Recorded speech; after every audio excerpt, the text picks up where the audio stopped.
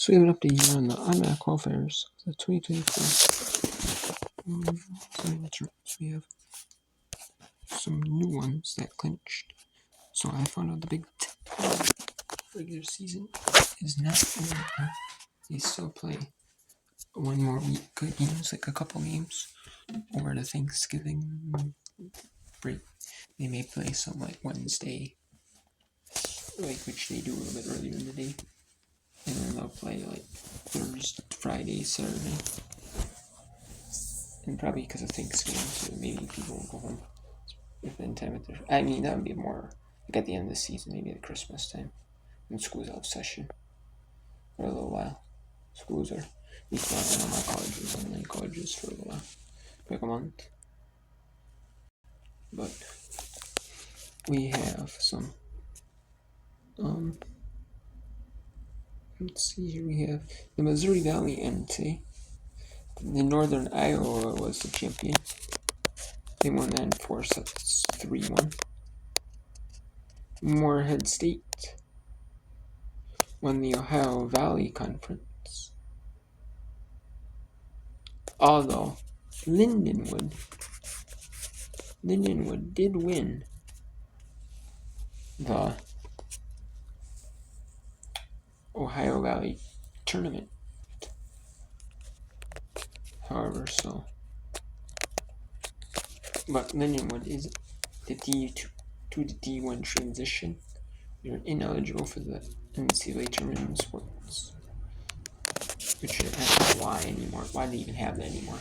Because a lot of these schools, they're competitive, like top tier D2s, and they're performing pretty well. Maybe it's back in the day when when it was harder for schools to, compete. Or maybe you played like D2 schools, more schools. But if you don't, it's like, why not, why? Then we had South Dakota played in their Summer League tournament. In Kansas City, Missouri against South Dakota State, their in-state Summer League rival. Then we still have a few more games. We still have Atlantic Coast still has yet to be set for their automatic bid. We have Big East tournament playing Wednesday, Friday, Saturday. Big Sky doing Wednesday, Thursday, and Friday. Thanksgiving Day play. And then we have Big Ten still has yet to be clinched. It's probably looks like it's between Nebraska and Penn State. Maybe Wisconsin as a dark horse nudge. And then we got Big West with Wednesday, Friday, Saturday in Irvine. And then we have, you see it right, we have one at UNLV, Mountain West for Wednesday, Friday, Saturday. The SEC has yet to be said, and the West Coast Conference has yet to be said. So the conference, 4 of the 5 conferences with just basic regular season things. The West Coast Conference, Southeastern Conference SEC, the Big Ten, and then that Coast ACC. Yeah, and then we have Mountain West, Wednesday, Friday, Saturday, like I said. Same with the Big West, Wednesday, Friday, Saturday. And Big East, Wednesday, Friday, Saturday. And then we got the Big Sky, Wednesday, Thursday, Friday. So we got 8 conferences out of the 31 Division I conferences have yet to decide, have yet to have an automatic bid for the tournament. Some of them, like the power conferences, it doesn't matter as much who gets the automatic bid. It's just more for like extra power towards getting like a top seed or like a higher seed. It helps you out, but in some of these small bid leagues, it really matters who wins the tournament, because that's what you really hope. And NCAA bid, or some of these conferences, when these tournaments, if there's 2 bid or multiple bid league, it can help.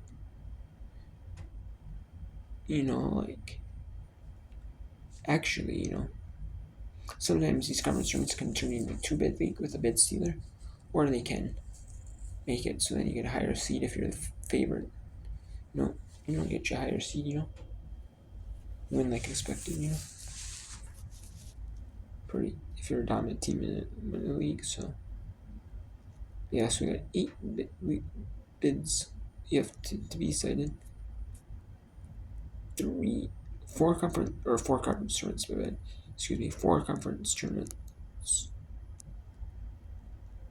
and 4 non-conference tournaments on qualifiers. And I'll let you know when they get decided, but they won't be decided until the end of the week, most likely. So,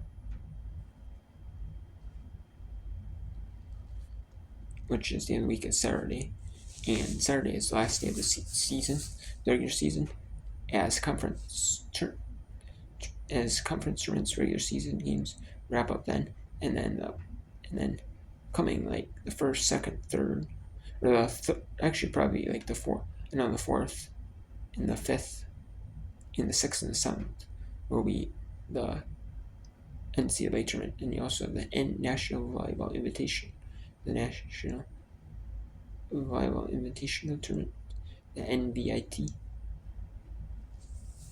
which is like the NIT in basketball, and the NIT in basketball, the National Invitation Tournament. But now they have one for volleyball, which is 32 teams, and so. And then if the team forfeits, like it'll be there's 31 conferences now, and one team from each conference that's on the NCAA tournament, the highest ranked team, either based off like conference record or like conference record, will be in there, will be the one. Or like if they do conference tournaments, the higher seed that's on the tournament will make it in. The team forfeits their bid, which a lot of these mid-major schools, they will not forfeit their bid, so they'll want to go to the NVIT. And a lot of these, and even some of these other coaches are power of conference coaches in some of these tournaments, like the WNIT or the WBIT or even NIT. In some of these tournaments, are like, yeah, we'll go. We want our teams, we want our players to go play more. You have like school athletic directors and like coaches. It's probably not like most likely it's probably not like an academic thing. It's probably not like, it could be based off like they could have a discussion with the athletic director and the coaching staff could, but more so it's on like the coaching staff themselves, right? A lot of these schools, especially smaller schools, are like, we'll gladly go. We want to be able to play we want our kids to be able to play, our student athletes or kids to be able to play as many games as they can, regardless of what tournament it is. We'd love if it was the NCAA tournament, but this is the next best thing, and we'll take the opportunity. We'll take any opportunity to get to compete for a championship in the postseason. So that's pretty much, and that's what it should be. So, and then if it ends up, you like forfeit your bid, that league will end up forfeiting their qualifier bid then, and then they'll just end up playing. And then it'll just end up being an at-large team or another team. Any team that will accept the bid will get picked. Accepts a bid or will get picked in the field, and then they'll play like they'll play matches like throughout the week and the weekend and stuff like that. And I'll do whip around if there's NVIT whip around. I'll gladly do some NVIT whip around, and I'll do some. I'll do that. I'll also do some NCAA tournament whip around as well for next week's tournament. NCAA tournament as well.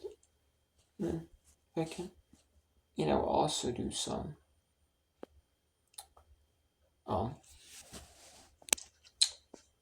and then or I might go into where I do some also like this weekend I'm going to be doing some NCAA football whip around if I can, like on Saturday do some Division 2, Division 3 and FCS playoffs whip around as well. Especially when all these conference tournaments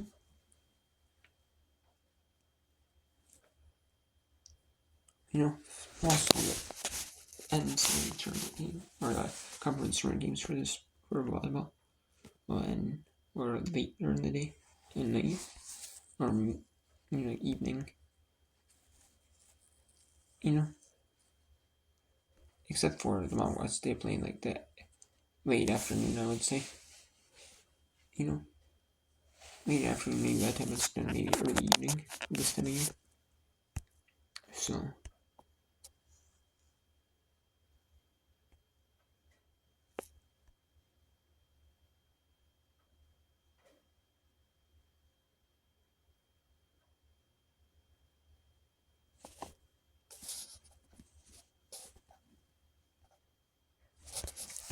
yeah, so that is it. So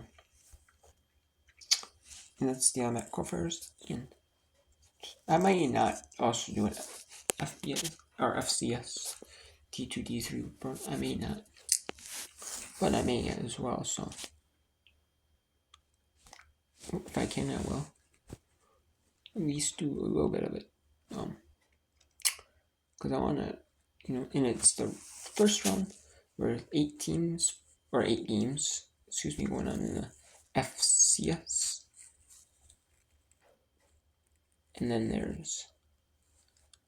that's 16 teams, and the 8 we're gonna let me go down 16 to 7 round. That's top 8 seeds get buys. Then we have there's 28 teams in the Division 2 football tournament. It went down to 16 on Saturday, as 12 got buys, or 4 got buys, 12 got eliminated. Top 4 seeds got just number 1 seed in each quadrant, or the number of top 4 seeds overall, top 4 teams overall. Then Division 3, the top 2 teams in each quadrant, which is each quarter of the bracket, they got buys, and they play a winner from Saturday's games this upcoming Saturday, and then the other teams that got buys, they have to play a team that got a buyout also. So I mean, you'd rather play a team. Obviously, you'd rather be one to top 8 seeds overall. We play a team that had to buy it. They had to play the first round. Obviously, you'd really love that, but honestly, your goal is just to get a bye into the NCAA Division 3 football tournament. Your goal is just to get a bye. You want to be one of those 8 teams. Those you don't want to be one of those 16 teams that had to play. You want to be one of the 24 teams that got a bye, but you'd rather be one of those. But the ultimate best would be one of the top 8 teams, and not having to play a team that also got a bye in the first round.